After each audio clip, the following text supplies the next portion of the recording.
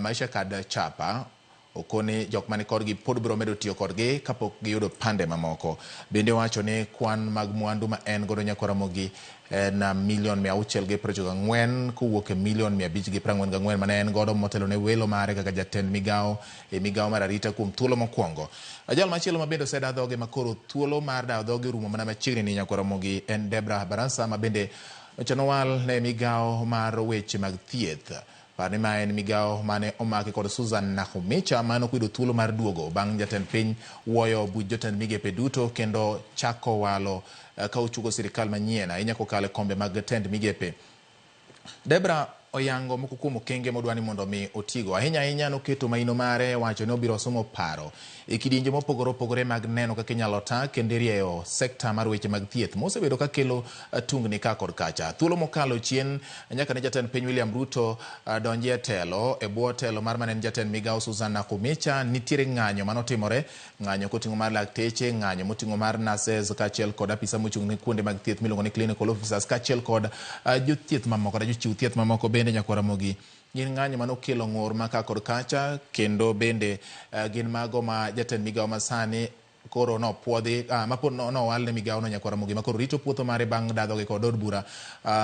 Debra Barasa biro owacho ni biro keto kenge mag neno kaka inyalo ti machiegni kod kidienje duto matayo sekta mar thieth mondo neni gibedo kod thuolo mayot kod lwansi makare mar thieth kod mar tiyo kage chiwo chenro magi. Maduong' ma bendo penje en kedo kod achudhe samoro jarikre migao no kendo tayo weche mag mibadhi. Owacho ni obiro manyo yore ma inyalo ti godo kendo wacho ni en kod chiage nyalo mar kedo kod achudhe go.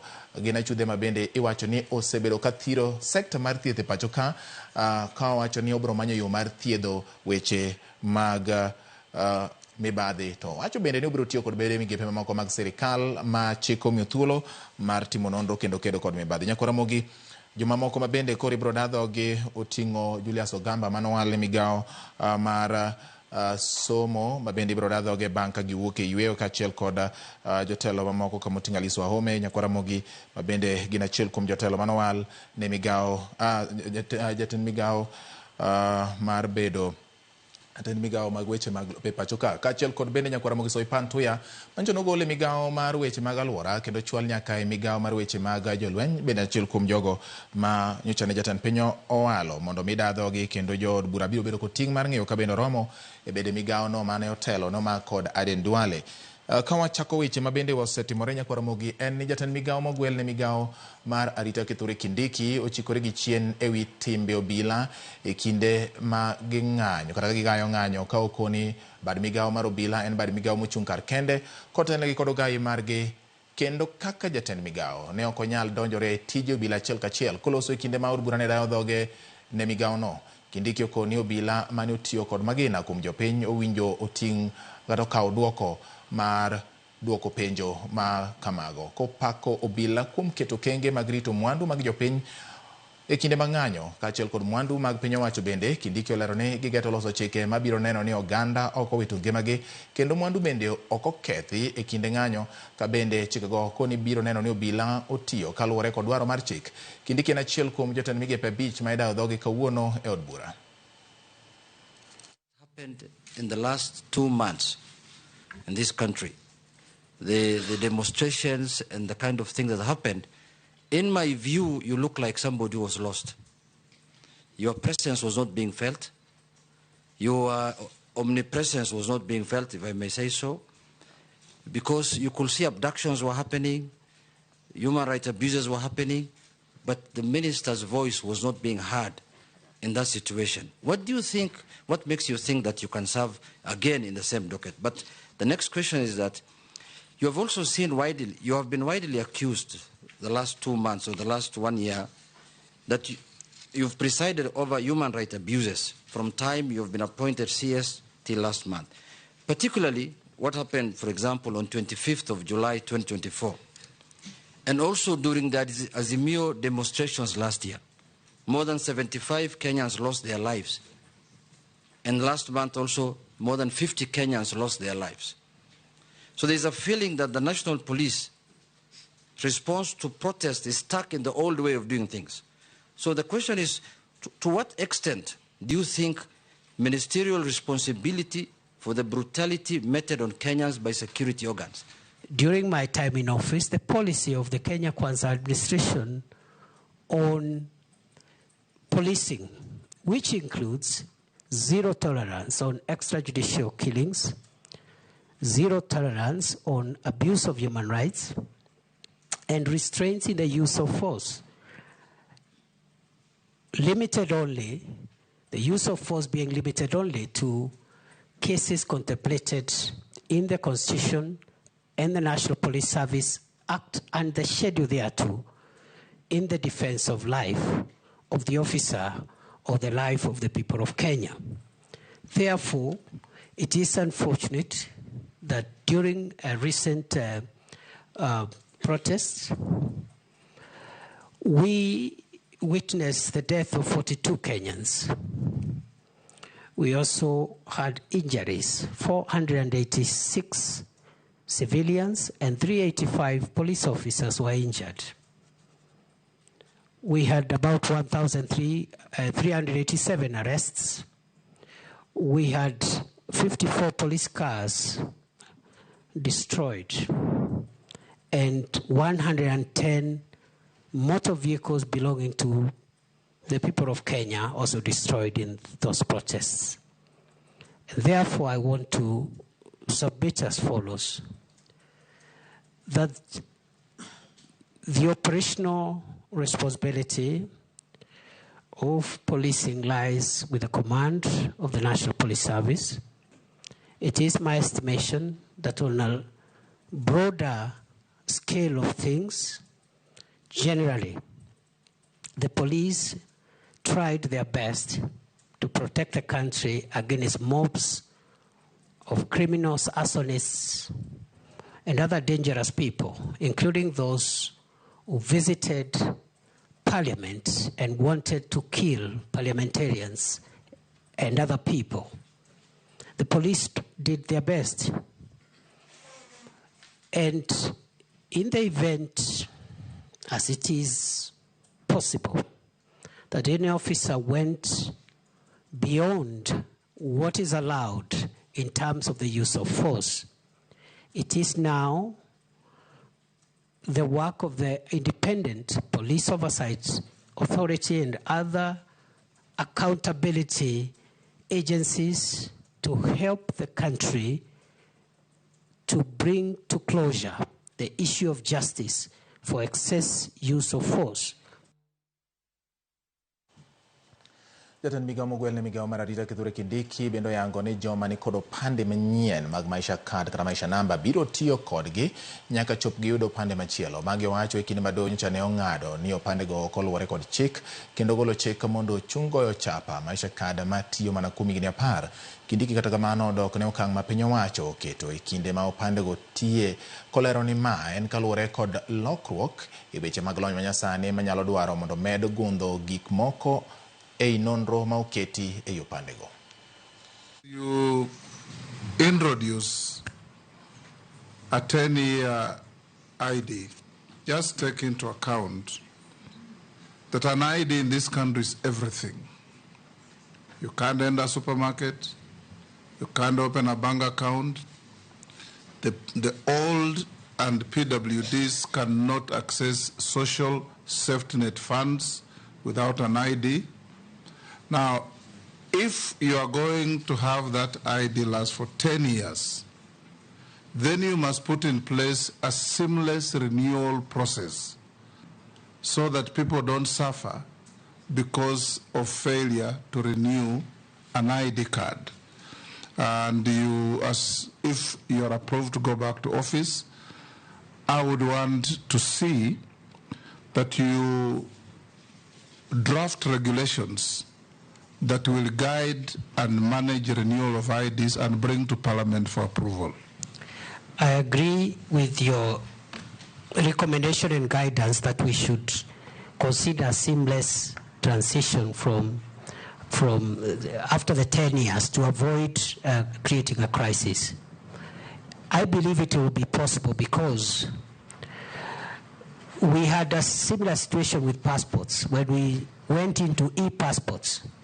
So what you do, for example, is to say that the ID that has expired will continue operating until you get a new one, for example, because you cannot be faulted because of a government administrative measure. Number two, we will make sure that we anticipate and put in place a rapid response initiative where you deploy additional facilities, additional service points, additional personnel, even if it's on a temporary basis, at a time when many of these IDs will be expiring. But by and large, the old ID, the expired ID should work until when the state gives you a new one, because it's simply for technology purposes, safety features. It is not that we will give again another ID. It might even be the same, depending on whether or not we will consider that ID as being secure, a secure document by that time. With regard to regulations as guided, we will prioritize that, Mr. Speaker. Kuchwoler ne komiti mar od bura madayo dho jotend migepe mogwel. Kindiki bende oyango ni sani en kod mwandu manengogi nyalo romo $694,000 kowuok $544,000 mane engo kane pok oyiere kaka jatend migawo e tielo mokwongo. Kindiki okoni mago oting'o utene 2 kod nyamburko mage ka thoth omendago ne oyudo kowuok e kambine mar okil. I have not benefited from any improper business. I have not done any business with government. Let's start from there. I have not applied for any tender by myself, by proxy, by relative, or by anybody.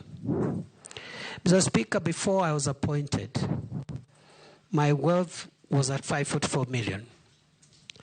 I said at that time, which I still do now, that I have run a business, which today I do not participate in that business. I don't practice law, but my law firm is alive and working, and much of that revenue has actually come through the revenue from my law firm, which is still active but being managed by other people. I think all my salary and allowances have been spent in paying bills. Therefore, most of the increment in my net worth is because of 3 things. One, the legal fees, some of which was actually pending by the time I was being appointed. And I said it here, that there are some unpaid legal fees, which some of them were paid. In fact, I remember 2 months after I was appointed, one of the clients paid a significant amount of legal fees, which had been pending. Other than that, I do small businesses and so forth and so on. None of my money has come from the public except the salary and the allowances that I'm entitled to. Ogai mar Wiper Kalonzo Musyoka koro wuok ka kwedo tipo ma osebedo kalandore mbui kama inene ka gin kanyakla kod ogai mar ODM Raila Odinga bang' wachore ne gitwak ewi telo ma kanyakla. Kalonzo yango ni pichano ne okawo mana bang' romo kod Raila e twak ewi jotend duond buche mag siasa mag ODM kowacho ni jo ODM odonjo e sirikal kigin. They are having poached members of a coalition without consultation. Actually, what has come out clearly was from that briefing was these members, the 4 of them at the time, were very keen to join Ruto's administration without even a properly negotiated coalition agreement. I gave a direction as leader of Wiper that our members will vote against those nominees, even if their votes will not overturn what Ruto wants. We have taken the decision, Azimio la Umoja One Kenya coalition will remain in opposition, and some of us are very clear, this country needs a functioning, strong opposition. Mine madhodho nyithindo pacho ka pod kalo e midhiero mopogore opogore mamiyo nyithindo ma kidoro ok dag e ngima makare. E kinde ma iyango juma mar dhodho nyithindo e piny mangima, mine gi dwaro ni obed kod lwasi makare kamoro amora ma gitie mar ni nyithindo kata nyithindgi oyudo cha thuno e higi mokwongo mar konyo kedo kod tuoche manyalo tuch apoya. Jafwambo marwa Efi Nyakidi nigi ler mar wachni. Achiel kuom remgo en kinde mamiyo chako dhodho nyathi. Kaluwore gi Lora Keige, ma en jalony e weche chiemo makare, kata obedo ni atamalo 89 mag mine konyore e kuonde thieth mag piny owacho, atamalo 60 kende ema chako dhodho nyithindo e saa mokwongo mar konyruok kaka dwarore. Say the early initiation of breastfeeding is a big gap because we have about 89% of our mothers delivering in the healthcare systems. And yet, even when they deliver in the healthcare systems, only about 60% of them start breastfeeding within the first hour of birth, which is a requirement that we give because of the many value add in breastfeeding and the early initiation of breastfeeding for the children. So there is need for us to ensure that mothers delivering in health facilities also get a chance to start their babies on breast milk immediately after delivery. Kamano bende, koso chiwo ote makare ne rowere manyiri magamo iye ka saa pok oromo e wi yore mag dhodho nyithindo bende kelo chochni. Jalony wacho ni owinjo giyud puonj e wi ikruok motelo ne nyuol, puonj makare e wi seche madwarore mar dhodho nyathi, kaachiel gi chiemo makare ne nyathi makoko nyuol. Of the young girls, the teenage mothers who are so many of them in the country, sometimes they do not have the required information that they require for them to breastfeed because they got pregnant by chance or by choice, but then they didn't get someone to support them to even prepare before the delivery on how to feed their babies. So they find themselves delivering a baby, they don't know how to handle a newborn, they don't know what to do about it, but sometimes they don't get the support they require. And we say that this support should actually happen antenatally before the mother delivers. So when they don't get the support that they require before the mother delivers, then the trouble is that they have trouble with breastfeeding as soon as they deliver. Omedo ni nitie dwaro mar chiwo ote makare moloyo to ne mine manigi kute mag ayaki e kinde ma gidhodho nyithindo kendo chiwo negi kony kaluwore gi pek ma gikadhe kaka rem e kinde ma gidhodho nyathi. Ramogi odani mondo mi aduoki e chiel ka chiel nyaka e od bura kama chenro mar piedho e jotend migepe mogwel koro dhi e nyime na nyisi ni motelo Kithure Kindiki ose dadhoge kanyo kaachiel kod Debra Barasa bende ose dadhoge nyaka Ramogi. Koro thuolo ni en thuolo mar Alice Wahome ma bende kod dadhoge mondo ng'iyane ka bende romo kod migao ma ne owale kod jatend piny William Ruto. Parni en achiel kuom jotend migepe manchone oduogo bang' kane jatend piny oyweyo od jotend migepe duto mapacho ka kendo yudo thuolo mar gwelo jotend migepe manyien. Odani mondo ateri achiel kachiel kod Ramogi mondo owinjane kaka od bura koro miye penjo gi kaka odwoko nyalo mare mar bedo e migao no. Owinjane kaka weche dhi. I'm the Speaker of the National Assembly and Chairman of the Appointments Committee.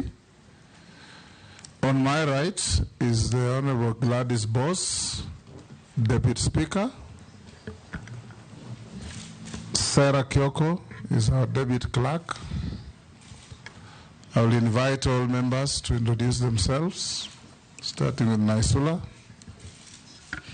Naisula Lesuda, MP Samburu West. Nelson Koech, Belgut. Kosing David, Poko South. Gikaria David. Masemeri, Teso South. Abdul Rahim Daud.